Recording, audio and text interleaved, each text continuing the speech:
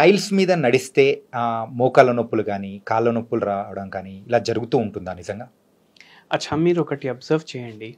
ఇప్పుడు ఒక 50 years back మనం ఊర్లలో ఉంటుండే. మన ఇంట్లో టైల్స్ ఉండకపోతుండే అప్పుడు. యాహ్! బండలు ఉంటుండే. సో, ఆ బండలు మీరు అబ్జర్వ్ చేస్తే మీరు ఏం అబ్జర్వ్ చేస్తారంటే అవి అనీవెన్‌గా ఉంటుండే. హ్మ్. అండ్ ఆ టైంలో మోకాళ్ళ నొప్పులు, పిక్కళ్ళ నొప్పులు, లోవర్ బ్యాక్ పెయిన్ ప్రాబ్లమ్స్ ఇవన్నీ ఉండకపోతుండే. హ్మ్. దానికి రీజన్ ఉంది. ఇప్పుడు చూడండి, ఇప్పుడు అందరు ఏమైపోయింది మెల్లమెల్లగా టైల్స్ కల్చర్ వచ్చింది.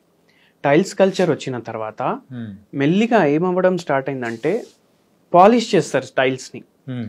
గ్రానైట్ ఫ్లోరింగ్, మార్బుల్ ఫ్లోరింగ్ ఏపిస్తారు. యాహ్! ఇప్పుడు అది కూడా పోయి వెట్రిఫైడ్ టైల్స్ ఏస్తున్నారు.